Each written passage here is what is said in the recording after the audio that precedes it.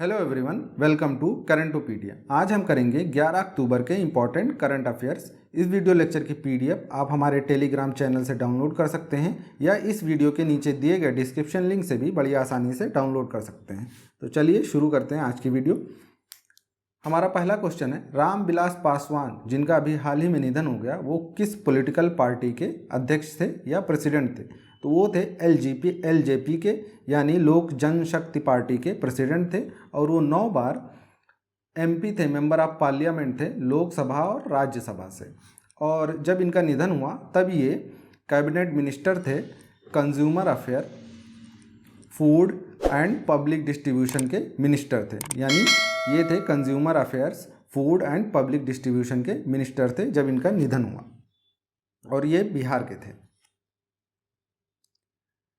अंतर्राष्ट्रीय बालिका दिवस यानी इंटरनेशनल गर्ल्स चाइल्ड डे कब मनाया जाता है? तो ये मनाया जाता है 11 अक्टूबर को। तो ये तो बात हो गई इंटरनेशनल गर्ल्स चाइल्ड डे की। नेशनल गर्ल चाइल्ड डे यानी राष्ट्रीय बालिका दिवस कब मनाया जाता है? ये मनाया जाता है 24 जनवरी को। तो आपको दोनों याद रखना है, इंटरनेशनल गर्ल चाइल्ड डे मनाया जाता है 11 अक्टूबर को और 24 जनवरी को मनाया जाता है नेशनल गर्ल चाइल्ड डे। अब हम ऑप्शंस को देखते हैं। 8 अक्टूबर को अभी हाल ही में मनाया गया इंडियन एयरफोर्स डे। 9 अक्टूबर को मनाया गया international postal day. National postal day मनाया जाता है 10 अक्टूबर को, नेशनल पोस्टल डे। यानी 9 अक्टूबर को मनाया जाता है इंटरनेशनल पोस्टल डे, 10 अक्टूबर को मनाया जाता है नेशनल पोस्टल डे, 11 अक्टूबर को मनाया जाता है इंटरनेशनल गर्ल चाइल्ड डे और नेशनल गर्ल चाइल्ड डे मनाया जाता है 24 जनवरी को। तो इतना आपको याद रखना। अगला क्वेश्चन है, which state government partner with Israel to set up centre of excellence? यानी सेंटर ऑफ एक्सीलेंस इसराइल का किस स्टेट में सेटअप किया जाएगा? तो ये सेटअप किया जाएगा मेघालय में। कहाँ पे? मेघालय में। मेघालय की कैपिटल है शिलोंग। इसके सीएम हैं कोनार्ड संगमा और गवर्नर जो अभी हाल ही में बनाए गए हैं सत्यपाल मलिक जी। इसराइल की कैपिटल क्या है? पहले इसकी कैपिटल थी तेल अबीब, अब इसकी कैपिटल चेंज करके हो गई है जेरूसलम और इसकी करेंसी है न्यू शेकेल और इसके प्राइम मिनिस्टर हैं Benjamin Netanyahu. Who has become the first women to receive a war service medal? यानी पहली महिला जिनको वॉर सर्विस मेडल दिया गया है वो कौन है? तो वो हैं मिंटी अग्रवाल। कौन? मिंटी अग्रवाल। मिंटी अग्रवाल को पहला वॉर सर्विस मेडल दिया गया है वुमेन कैटेगरी में। और इनको क्यों दिया गया है? क्योंकि पिछले साल जो बालाकोट एयर स्ट्राइक हुई थी उसमें इनकी बहुत अहम भूमिका थी और ये स्क्वाड्रन लीडर है। तो इस वजह से इनको 8 अक्टूबर को, जिस दिन एयरफोर्स डे होता है, उसी दिन इनको सम्मानित किया गया वॉर सर्विस मेडल से। और बालाकोट स्ट्राइक जो ऑपरेशन था उसका नाम था ऑपरेशन बंदर। ये भी याद रखना है, ऑपरेशन बंदर। अब हम ऑप्शंस को देखते हैं, ये कहीं ना कहीं पहली महिला से रिलेटेड है। पहला ऑप्शन है अवनी चतुर्वेदी। तो ये फाइटर प्लेन उड़ाने वाली पहली महिला थी इंडियन एयरफोर्स की। शिवांगी सिंह, ये रफाल विमान की पहली महिला पायलट हैं, पहली महिला पायलट हैं शिवांगी सिंह रफाल विमान की। रफाल विमान कहाँ का है? फ्रांस का है और इसको बनाया था डसॉल्ट एविएशन ने, इसको बनाया था डसॉल्ट कंपनी ने। और रफाल है फ्रांस का।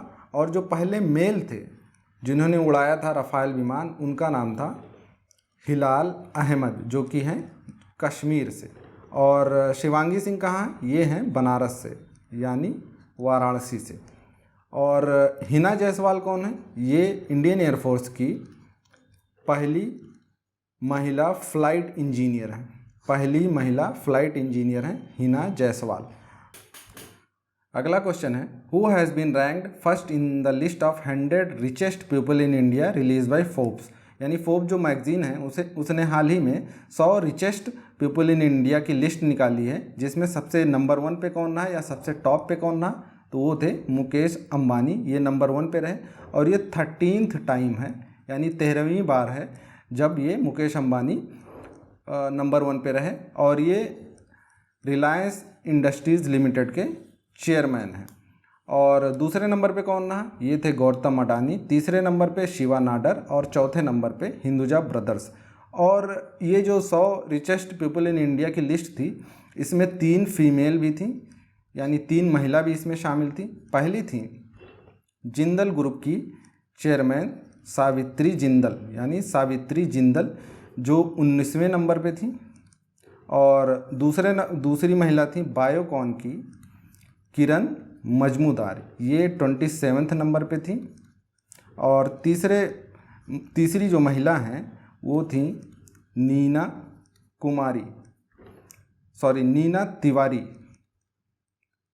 तिवारी, जो यूएसबी की चेयरमैन है, और इनकी रैंक थी 47। तो ये भी आपको याद रखना है। Which state chief minister has recently launched किसान रथ मोबाइल ऐप, यानी किसान रथ मोबाइल ऐप को किस स्टेट के चीफ मिनिस्टर ने अभी लॉन्च किया है? तो ये लॉन्च किया है असम के चीफ मिनिस्टर, जो कि हैं सर्बानंद सोनोवाल, और यहाँ के गवर्नर कौन है? जगदीश मुखी। तो सर्बानंद सोनोवाल ने अभी किसान रथ मोबाइल ऐप को लॉन्च किया है। और कुछ दिन पहले ही हमारे एग्रीकल्चर मिनिस्टर यानी कृषि मंत्री ने भी किसान रथ मोबाइल ऐप को लॉन्च किया था। तो उससे आपको कंफ्यूज नहीं होना है। क्वेश्चन में यहाँ पे पूछा गया है सीएम, तो इस वजह से आंसर इसका असम होगा। नरेंद्र सिंह तोमर ने भी कुछ दिन पहले किसान रथ मोबाइल ऐप को लॉन्च किया था। ये किसान रथ मोबाइल ऐप है क्या? इसमें सेलिंग और परचेजिंग पे फोकस किया जाएगा। इसके नेटवर्क को बढ़िया किया जाएगा ताकि किसानों का फ़ायदा हो सके, उनकी जो फसल है वो टाइम पे बिक सके। तो इसके लिए किसान रथ मोबाइल ऐप लॉन्च किया गया था। अब बात हो रही है असम की, तो असम की कैपिटल क्या है? ये है दिसपुर। और असम में एक काजीरंगा नेशनल पार्क है, जो 1 हॉर्न राइनो या एक सींग वाले गैंडे के लिए फेमस है। और असम में ही कुछ दिन पहले एक स्कीम लॉन्च हुई थी जिसका नाम था अरुंधति स्कीम, जिसमें क्या था कि 10 ग्राम सोना यानी 1 तोला सोना गवर्नमेंट देगी अगर किसी गरीब लड़की की शादी होती है तो, यानी गरीब लड़की की शादी में वहाँ की गवर्नमेंट 10 ग्राम सोना उस लड़की को देगी। Which state has become the first to cap the price of face mask, यानी फेस मास्क की प्राइस को फिक्स करने वाला पहला राज्य कौन बना है? तो ये बना है महाराष्ट्र। इसमें क्या होगा? इसमें ये होगा कि N95 जो मास्क हैं उसकी कीमत इन्होंने फिक्स कर दी है 19 से 20 रुपये।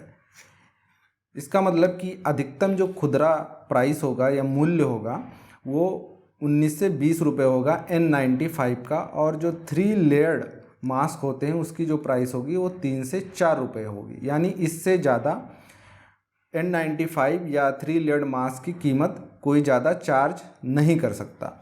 ऐसा इन्होंने क्यों किया? क्योंकि महाराष्ट्र में कोरोना के केसेस काफ़ी ज़्यादा हैं और दिन प्रतिदिन ये केसेस बढ़ ही रहे हैं। तो मास्क की कालाबाजारी ना हो, इस वजह से इन्होंने मास्क की कीमत को फिक्स कर दिया है या तय कर दिया है। अब महाराष्ट्र की बात आई है तो महाराष्ट्र के बारे में थोड़ा सा जानते हैं। महाराष्ट्र के जो सीएम हैं वो हैं उद्धव ठाकरे, गवर्नर हैं भगत सिंह कोश्यारी, और जो इसकी कैपिटल है वो है मुंबई, ये आप सब जानते हैं। और मुंबई को 7 टापुओं का शहर भी कहते हैं। और अभी हाल ही में टैप वाटर रैंकिंग में मुंबई नंबर 1 था। और मुंबई के पास में ही जो अरब सागर है वहाँ पे पहला फ्लोटिंग बास्केटबॉल कोर्ट बन रहा है, ये भी आपको याद रखना है। अब हम थोड़ा डिस्कस करते हैं ऑप्शंस को। उत्तराखंड किस वजह से न्यूज़ में था? क्योंकि ये इंडिया का पहला स्टेट है जिसने एग्रीकल्चरल लैंड को लीज पे देना स्टार्ट किया है, यानी कृषि भूमि को आप पट्टे पे दे सकते हैं। कहाँ पे? उत्तराखंड में। और सिक्किम किस वजह से न्यूज़ में था? क्योंकि सिक्किम वो पहला राज्य है जिसने ऑर्गेनिक फार्मिंग लागू कर दी है, यानी ऑर्गेनिक फार्मिंग को मंजूरी दे दी है। और हिमाचल प्रदेश किस वजह से था? क्योंकि ये पहला राज्य है जिसने 100% लोगों को एलपीजी कनेक्शन दे दिया है, यानी 100% एलपीजी कनेक्शन देने वाला पहला राज्य हिमाचल प्रदेश है। और न्यू एजुकेशन पॉलिसी को इम्प्लीमेंट करने वाला या लागू करने वाला पहला राज्य हिमाचल प्रदेश है। Who has won the Nobel peace price 2020, यानी शांति का नोबेल प्राइज़ किसको मिला है 2020 के लिए? तो ये मिला है वर्ल्ड फूड प्रोग्राम को। अब नोबेल प्राइज़ की बात आई है तो ये स्टार्ट हुआ था 1901 में। और एक बात आपको याद रखना है कि जितने भी नोबेल प्राइज़ होते हैं यानी फिजिक्स, केमिस्ट्री और लिटरेचर के, वो सारे दिए जाते हैं स्टॉकहोम में, जो कि स्वीडन की कैपिटल है। और जो पीस प्राइज़ होता है यानी Nobel peace price, only Nobel peace price, ये दिया जाता है ओस्लो में। ये दिया जाता है ओस्लो में, जो कि है नॉर्वे की कैपिटल। यानी पीस प्राइज़ जो दिया जाता है वो नॉर्वे के द्वारा दिया जाता है, और बाकी जितने भी प्राइजेज़ हैं वो दिए जाते हैं स्टॉकहोम में, स्वीडन के द्वारा। तो ये आपको याद रखना है। और 2020 का मिला है वर्ल्ड फूड प्रोग्राम को। क्यों मिला है? क्योंकि इन्होंने 2019 में 88 मिलियन, लगभग 88 मिलियन लोगों को खाना खिलाया था, यानी फूड पहुंचाया था। जो भूखे लोग थे 88 मिलियन लोगों को इन्होंने 2019 में फूड पहुंचाया था। तो इस काम के लिए इनको मिला है 2020 का peace prize, Nobel peace prize. और world food programme United Nation का ही एक ऑर्गेनाइजेशन है जिसका हेडक्वार्टर है रोम, इटली में। रोम, इटली में। अब हम ऑप्शंस को डिस्कस करते हैं। मलाला यूसुफजई जो कि हैं पाकिस्तान की, और ये सबसे कम उम्र की महिला हैं जिनको नोबेल पीस प्राइज़ मिला था 2014 में, इंडिया के कैलाश सत्यार्थी के साथ में। और अबी अहमद अली, इनको मिला था 2019 का नोबेल पीस प्राइज़। तो ये आपको याद रखना है। अगला क्वेश्चन है, who has launch the chief minister social employment scheme, यानी chief minister social employment scheme को किसने लॉन्च किया है, कौन से स्टेट ने लॉन्च किया है? तो ये लॉन्च किया है उत्तराखंड ने। इसमें क्या होगा? इसमें जो बेरोजगार युवा हैं उनको एंटरप्रेन्योर बनाया जाएगा और ग्रीन एनर्जी को प्रमोट करेंगे ये इस स्कीम में। अब उत्तराखंड के बारे में जानते हैं। उत्तराखंड की जो कैपिटल है वो है देहरादून, और अभी हाल ही में इसकी समर कैपिटल भी बनाई गई है गैरसेंट। गैरसेंट को इन्होंने समर कैपिटल बनाया है। और इसके जो सीएम हैं वो हैं त्रिवेंद्र सिंह रावत, और गवर्नर हैं बेबी रानी मौर्य। और उत्तराखंड में ही ऋषिकेश में इंडिया का पहला ग्लास ब्रिज बनेगा, यानी बनाने की मंजूरी दे दी गई। फर्स्ट ग्लास ब्रिज कहाँ पे बनेगा? ऋषिकेश में, उत्तराखंड में। और उत्तराखंड में है Rajaji national park, Gangotri national park. तो ये which state has launch the Jagana Kanuka scheme, यानी जगना कनुका स्कीम किस स्टेट ने लॉन्च किया है? तो इसको लॉन्च किया आंध्र प्रदेश ने। इस स्कीम में क्या है? इसमें है कि 1 से 10 तक के जो विद्यार्थी हैं जो स्कूलों में पढ़ रहे हैं उनको यहाँ की गवर्नमेंट फ्री स्टडी किट देगी, फ्री ऑफ कॉस्ट, यानी स्टडी किट देगी। 1 से 10 तक जो स्टूडेंट्स वहाँ पे पढ़ रहे हैं उनको फ्री किट दिया जाएगा आंध्र प्रदेश की गवर्नमेंट के द्वारा। और आंध्र प्रदेश में कुछ स्कीम्स और चल रही हैं, जैसे YSR, कनुका पेंशन योजना, अम्मा बेडी योजना, जल कल यानी जल कल योजना भी चल रहा है। जल कल योजना भी आंध्र प्रदेश में चल रहा है। और आंध्र प्रदेश के जो सीएम हैं वो हैं जगन मोहन रेड्डी, गवर्नर हैं विश्वभूषण हरिचंदन, और इसकी कैपिटल है, एक्चुअली आंध्र प्रदेश की 3 कैपिटल हैं। ये देश का पहला राज्य है जिसकी 3 कैपिटल हैं। पहला कैपिटल है कुन्नूर, दूसरा कैपिटल है अमरावती, और तीसरा कैपिटल है विशाखापट्टनम। यानी कुन्नूर, अमरावती और विशाखापट्टनम, ये 3 कैपिटल हैं आंध्र प्रदेश का। और आंध्र प्रदेश में इंडिया का 25वां हाई कोर्ट, इंडिया का 25वां हाई कोर्ट भी आंध्र प्रदेश में बना था। और आंध्र प्रदेश में ईज़ ऑफ डूइंग बिजनेस में आंध्र प्रदेश नंबर 1 पे था। और फ्रूट प्रोडक्शन में भी आंध्र प्रदेश नंबर 1 पे था, यानी फलों के उत्पादन में भी आंध्र प्रदेश नंबर 1 पे था।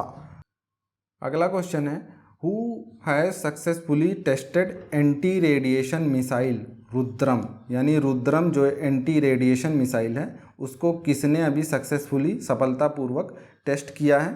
तो ये किया है DRDO यानी डिफेंस रिसर्च डेवलपमेंट ऑर्गेनाइजेशन। इन्होंने अभी एंटी रेडिएशन मिसाइल रुद्रम का सफल परीक्षण किया है। अब DRDO और कहाँ से किया है? ये किया है उड़ीसा के व्हीलर आइलैंड से। एक्चुअली व्हीलर आइलैंड का नाम अब चेंज होके APJ अब्दुल कलाम आइलैंड हो गया है। व्हीलर आइलैंड जो उड़ीसा में है वो चेंज हो गया, उसका नाम APJ अब्दुल कलाम आइलैंड हो गया है। और DRDO के चेयरमैन कौन है? ये हैं G सतीश रेड्डी। इनका कार्यकाल अभी हाल ही में बढ़ाया गया है। और DRDO कब बना था? ये बना था 1958 में। और DRDO ने अभी हाल ही में कुछ और मिसाइल का सफलतापूर्वक परीक्षण किया है। उसमें से एक है अभ्यास, पृथ्वी 2 और शौर्य का भी परीक्षण किया था, ब्रह्मोस का भी परीक्षण किया था। तो अभ्यास, पृथ्वी 2, शौर्य और ब्रह्मोस का अभी हाल ही में DRDO ने सफलतापूर्वक परीक्षण किया था। और DRDO ने ही एक पहला स्वदेशी यानी इंडिजीनियस ड्रोन बनाया था। पहला इंडिजीनस ड्रोन बनाया था DRDO ने ही, और इसको इंडियन आर्मी को सौंपा गया था ताकि LAC जो लाइन ऑफ एक्चुअल कंट्रोल है, जहाँ पे प्रॉब्लम चल रही है इंडिया और चाइना के बीच, वहाँ पे इंडियन आर्मी ड्रोन के जरिए निगरानी रख सके। और इस ड्रोन का जो नाम था उसका नाम था भारत। ये भी आपको याद रखना है। और DRDO का जो हेडक्वार्टर है वो कहाँ पे है? वो है दिल्ली में।